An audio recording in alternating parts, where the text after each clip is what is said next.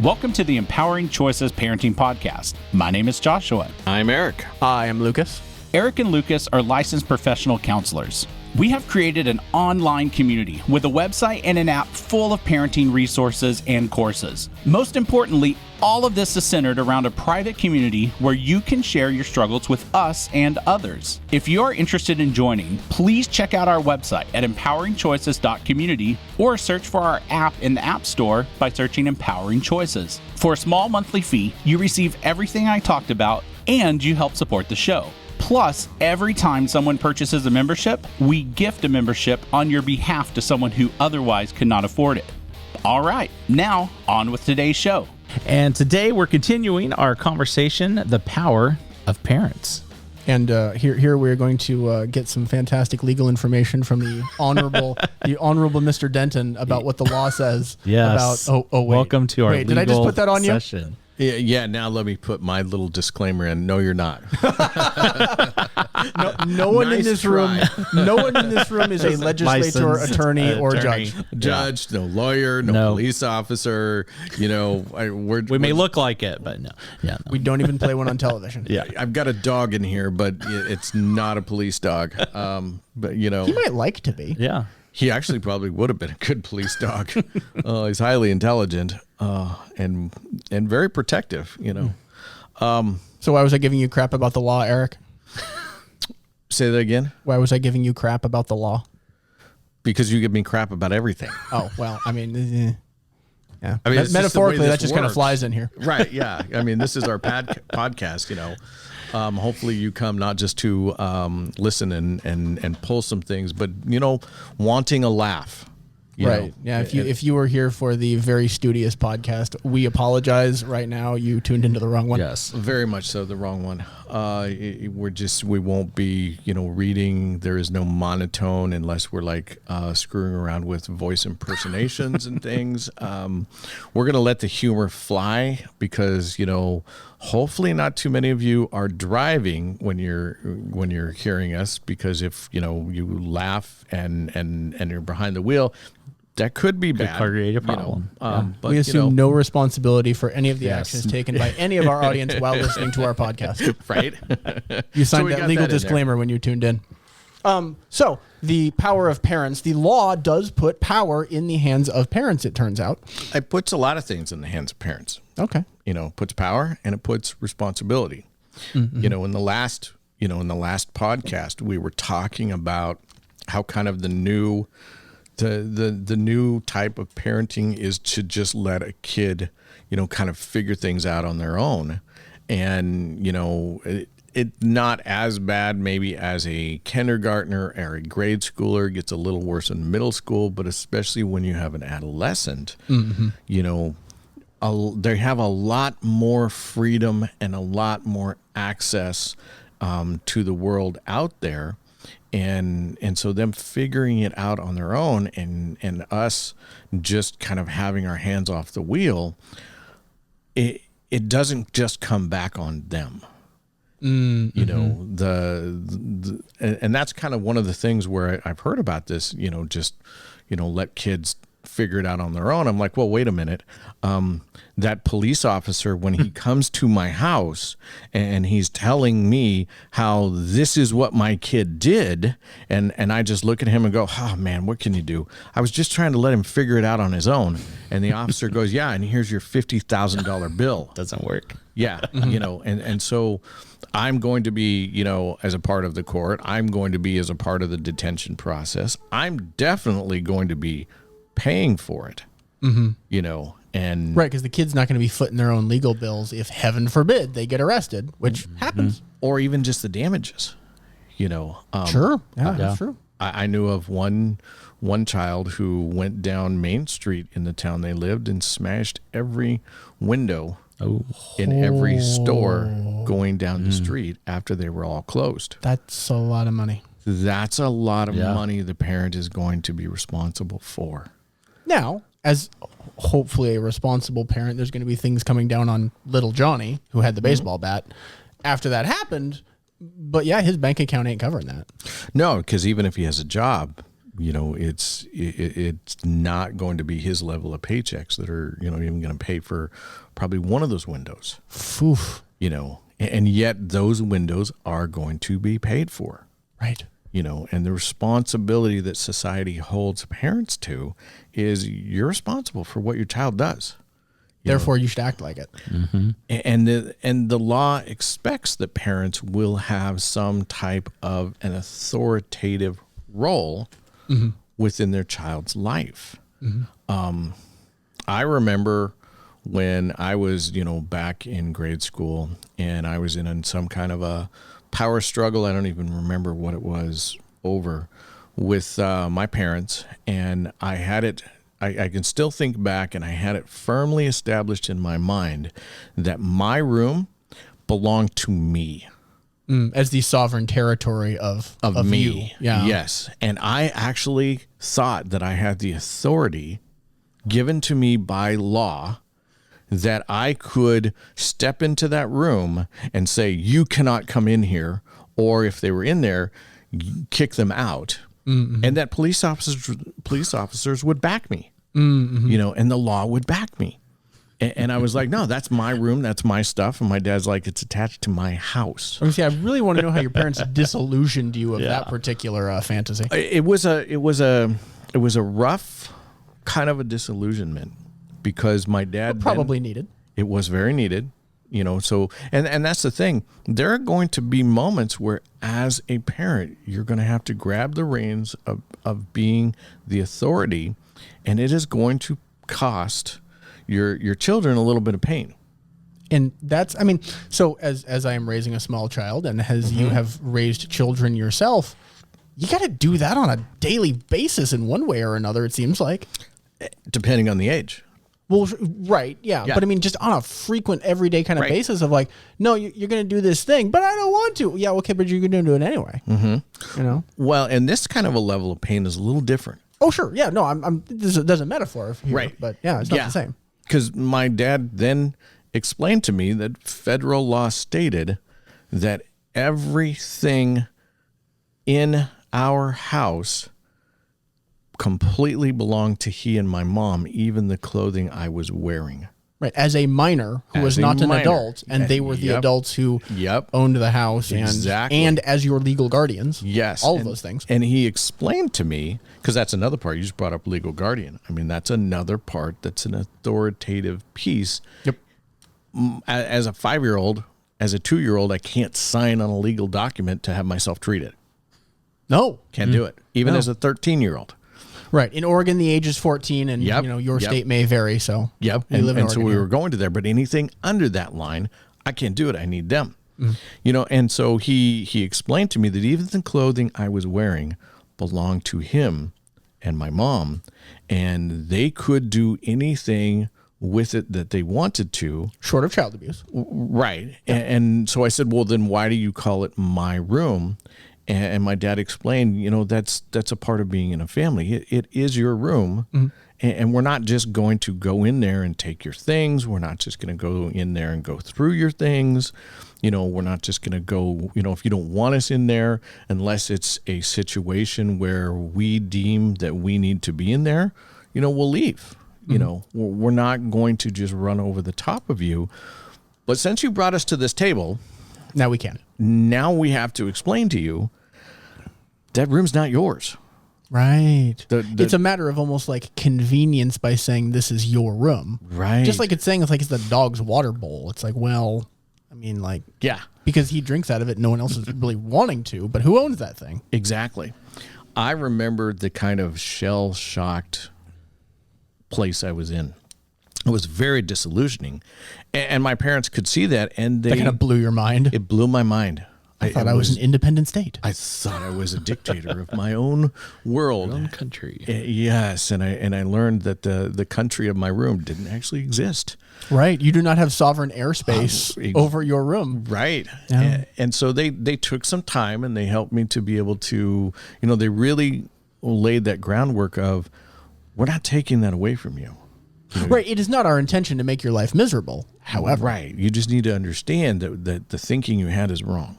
Yep. That's not the way that it is, but we still consider it your things, and when I turned 18, I still had, a bunch of the toys that I would play with and packed them up in a couple of different, boxes.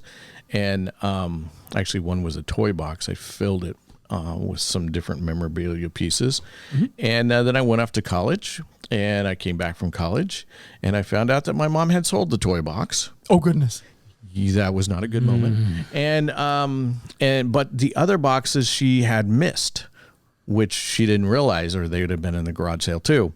Oh, goodness. Those toys are in my office, up on the shelves that are in my office. Oh, in your house now? In my house now, and those were, still things that I had and that I enjoyed and loved, and so very true to what my parents were explaining. My dad also spent a lot of time explaining to me that when you go out there in the community and you do whatever it is you're going to do in life, I'm responsible. So, and granted, and I've mentioned this in other podcasts, I did a lot of things out there in that community that your dad may not have wanted to have been responsible for. And some of them he still does not know. And yes, you are correct. He would not have wanted to have known about.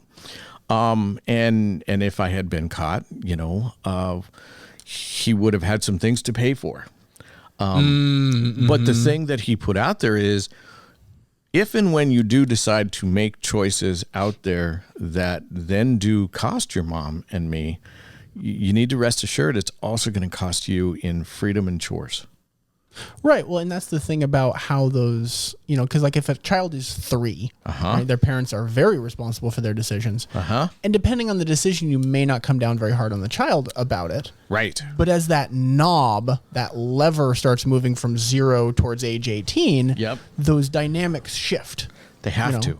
Well, exactly. Because the child is responsible for their behavior. And at age 15, there's going to be more things put on the child.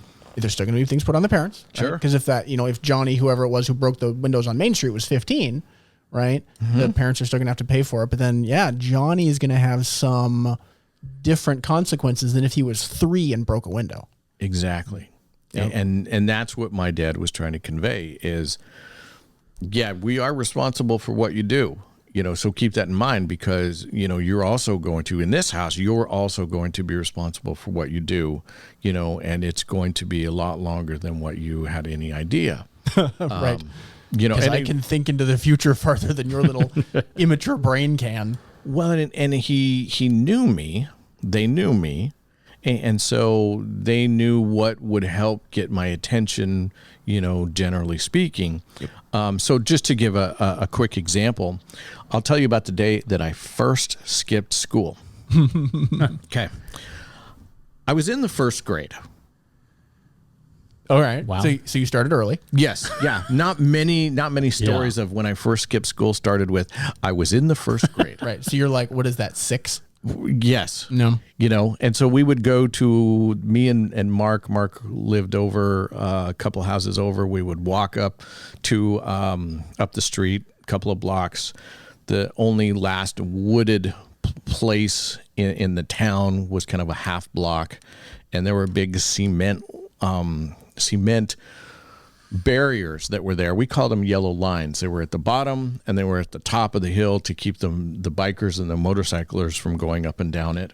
Oh, those concrete barriers like they put on freeways and stuff? Kind of. They were a little different at that time. But functionally. Yeah, but very functionally the exact same thing. So we would meet another guy over there. I can't even remember his name. We'll just call him Daryl. And Daryl was like in the 3rd grade, and it was a winter. And this was in a town that they get winters pretty good, And Daryl was like, I don't want to go to school today. And we were like, what? I mean, what do you mean you don't want to go to school? It's like, I don't want to go to school today.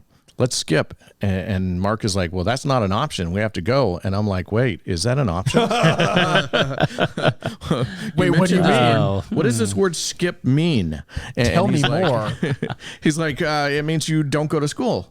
I'm like, well, if you don't go to school, where do you go? Because school is warm and it's cold right now. Very functional thinking there. Right. And Mark is like, you guys are crazy. I'm going to school. And so he left and went to took school. off. Yeah, he was like, dude, I'm out. And Daryl's like, no, I got a great idea. My mom will leave to go to work at about 9 o'clock. And we're probably at 7:15. And, there's probably about 8 inches of snow on the ground. Oh, goodness. Yeah. And so I'm like, okay. And until then? And he's like, well, we'll just hang out. I'm like, yeah, I'm going with Mark. Remember I mentioned it's warm at school. And he's like, no, I got an idea. Let's go over to the block over there. And you know how they have that half alleyway? And I'm like, yeah. I mean, we go down there. It's a good cut through. He goes, they have a lot of garbage cans in that area, in that alley. Oh, my gosh. Wow. I'm like, dude, what are you talking about? I'm not hungry. Besides, I wouldn't eat out of it anyhow. And he goes, no, you don't understand. There's a lot of, it's garbage day is tomorrow. This kid had thought this out. Well, and one wonders if it wasn't the first time. Right, exactly. And he goes, garbage day isn't until tomorrow. So there's a lot of stuff in there we can burn.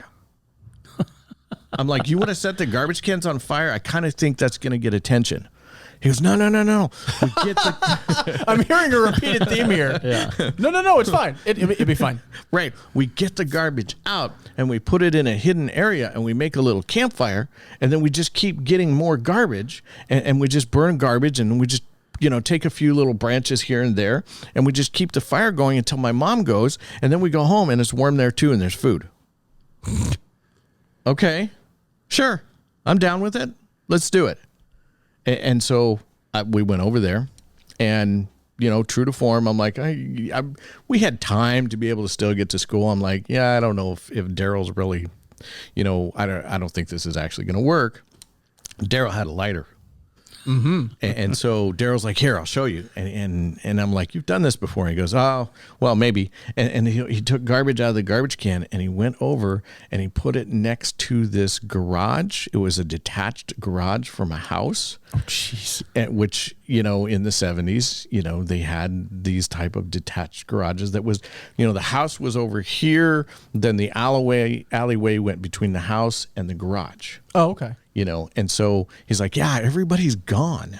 Nobody in this area is even here. They're all at work. And I'm like, yeah, okay. And so we took it over here and he lights it on fire and we build this little campfire right up next to the garage door. Right. That's going to work out well. Well, I mean, we burned all the garbage there and it kept us warm. So, I mean, it kind of did. How did the building turn out? The building did not burn down. Well, thank God. It did burn a hole through that area of there, but was it like vinyl siding? Is it like melt a hole? No, it was wood. Okay. And it kind of charred a hole. Yeah. I mean, we're just burning paper and cardboard. So it's not like it got all that hot. And so about, I don't know, I'm going to say about 9:15, Mark just looks up at the sun and he goes, okay, my mom's gone. Oh, the older kid. You called him Daryl, but I think his name changed. Mark. Yeah, I did. I just changed it. Mark went off to school. Mark was your same age friend. Yeah, Daryl. And I'm like, you can tell time by the sun? He goes, yeah, when it's about to here to there, then that's usually when my mom is gone. You've done this a lot. Yeah, I think Daryl had done this a lot. And so we went to Daryl's house. And after putting the fire out, I assume. I'm going to go with yes, because I don't remember. But we went to Daryl's house, and we were over there. We had food. He had games. We had fun. We spent the day, pretty much over there. And then he just suddenly went, okay, you have to go home now. Because, probably his mom was coming home. Right. He's like, my mom's going to come home soon. School's out. I'm like, well, how do you know? I can't tell time. Mm-hmm. And he's like, well, I think, pretty much when the hand is like this and then the hand is like this, that's pretty much the way it looks when we get out of school. And so, school is out. Mm-hmm. And so my mom will be home soon. So you need to go now. And I'm like, okay. And so I went home. I'm like, okay, that's great. Hey, this skip thing's not too bad. And so I walked home and it was about a block away from where I lived. And I walked in the front door the way I normally would. And my mom was leaned over the dining room table, wiping it down. And I went, "Hi, Mom, I'm home." And she looked up at me and completely froze. And she said one thing, "Why?" You're like, what do you mean? That was the first clue that Daryl didn't know how to tell time either. Because it was actually 1 o'clock. Oh. He didn't know how to tell time either. I'm home.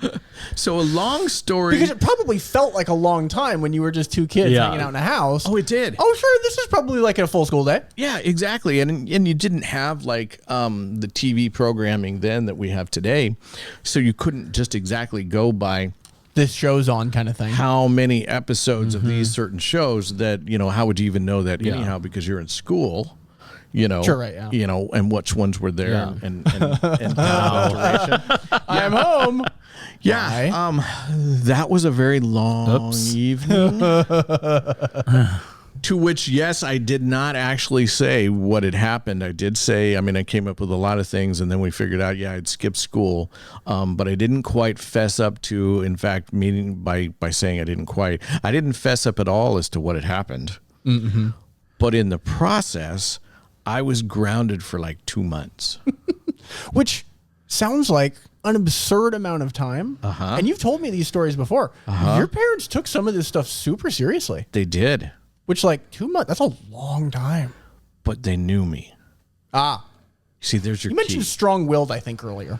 Right. And that's one of the things that you're gonna hear us hit on over and over and over is you have got to know the child you made. Mm-hmm. So if you have a strong will, the tendency is 1 out of however many that got brought into your home are going to have a strong will just like yours.